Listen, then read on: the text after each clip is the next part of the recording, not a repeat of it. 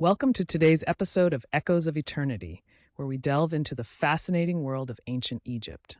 We're about to uncover how the Egyptians prepared for the afterlife with a unique blend of tangible goods and magical provisions. Quite different from modern funerary practices, right? Absolutely. It's intriguing how their approach went beyond mere physical possessions. They developed an elaborate system of provisioning that combined practical items like bread, cakes, and beer with the belief in magical guarantees for the deceased. And these provisioning systems weren't just random either. By the late Archaic period, the Egyptians created detailed lists outlining essential items for the afterlife. Can you imagine having a checklist for your eternal journey? It's fascinating, isn't it? These lists serve dual purposes, both as inventories of physical goods and as magical contracts that assured the deceased's comfort. They were meant to ensure comfort in the afterlife, almost like preparing for a long vacation, but one that lasts forever. Right. And this brings us to the concept of statues as substitutes for the deceased. In ancient Egyptian belief, these statues could become animated under specific ritual conditions. It was as if they were given a functional life. Can you imagine that? Petitioners would actually touch certain areas of the statues, hoping to garner favors from what they believed were living entities. It's like knocking on a door and asking for help from a friend. And those statues weren't just passive relics. In their temples, priests treated them like living nobles. They would wash, dress, feed, and even transport them to interact with other deities. Talk about royal treatment. Exactly. And on special occasions, these statues would be paraded around, offering oracular answers to those seeking guidance. It makes one think about the lengths to which societies go to ensure their loved ones are cared for, even in death. Speaking of care, one significant ritual was the opening of the mouth. It was crucial in giving statues the five senses through magical rites. Imagine having a ceremony that effectively gives a statue the ability to see, hear, and smell. And here's the most intriguing part. The ceremony didn't require the statue to be crafted specifically for the deceased. If someone inscribed the new owner's name on an existing statue, it could be repurposed. It's like recycling, Egyptian style. You could say, old art, new life. But let's shift gears. Speaking of life, the Egyptians had intricate practices around the materials used for these statues. For centuries, wood and ivory were the materials of choice for sculpting, but they weren't very durable. Very true. These materials were susceptible to damage, and that's why the transition to stone became so prominent as secure construction. Can you imagine the pressure on artists who had to adapt so dramatically?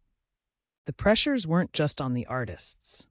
The circumstances of tombs were often precarious, leading to the loss of valuable wood and ivory sculptures. You'd think wood would be easier to work with, but the survival rates were low. Archaeologists must feel like they've found treasure when they dig up actual pieces. Absolutely. One of the most remarkable finds is a damaged statuette from Abydos, depicting an early king in Jubilee regalia.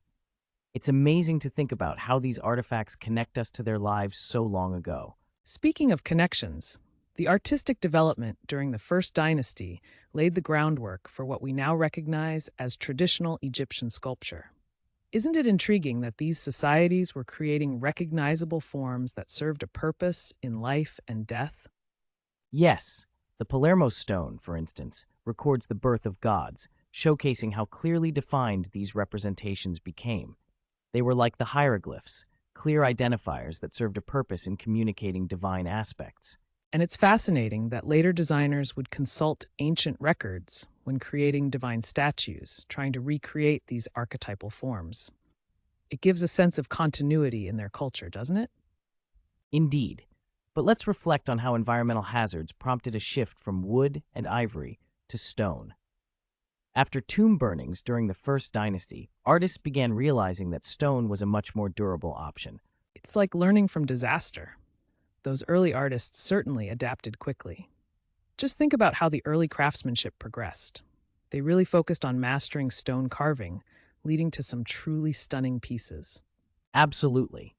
The statues from King Khasekhem's reign are perfect examples showing this transition from wood to stone while maintaining artistic integrity. Those pieces really demonstrate the skill of the artisans. Speaking of innovations, let's talk about Imhotep, the architect of the Step Pyramid. He was a monumental figure during King Djoser's reign, recognized not just for his architectural acumen, but also later revered as a god of wisdom. And that shift to sun worship during his time is pivotal in understanding Egyptian religion. This connection between the pharaoh's divine status and celestial elements is such an essential part of the fabric of their society. Can you picture the scale of the Step Pyramid? Constructed in the 27th century BCE, it comprises an encompassing area much larger than previous tombs, signaling a significant evolution in funerary architecture. It's astounding. And the pyramid itself was more than just a tomb. It was an architectural symbol of ascension towards the heavens. Each stone was laid meticulously to create a spiritual staircase for the deceased king. It's almost poetic. And don't forget the incredible scale. The perimeter of the Step Pyramid exceeds over a mile, featuring impressive gateways and a facade that would have wowed the ancient onlookers. Can you imagine witnessing that grandeur? Definitely. The pyramid was not just monumental in its physicality, but also in its spiritual symbolism. It served as a means to facilitate the pharaoh's journey to join the celestial realm. The Egyptians truly integrated architecture, spirituality, and functionality. Let's not overlook the provisions stored within as well. Over 40,000 lavish stone vessels with amazing inscriptions. The step towards preparing for the afterlife visually demonstrates the belief in a continued existence. Wow, that enormous scale suggests a dramatic expansion in provisioning compared to previous practices. It's like they were preparing for a never-ending banquet. A never-ending banquet indeed. Today's exploration reveals that ancient Egyptians approached concepts of death and the afterlife with both practicality and profound spirituality. From magic to mighty architecture, their customs truly weave together to show us a civilization that honors both the physical and metaphysical worlds. As we conclude, it's fascinating how these ancient practices inform our understanding of not just Egyptian history, but the universal human desire for connection and continuity through life and beyond. Thank you for joining us on this deep dive into the Egyptian funerary customs and the artistry that went into ensuring a continued existence. We hope you found it as fascinating as we did. Until next time, may we all remember the echoes of eternity and the stories whispered through time.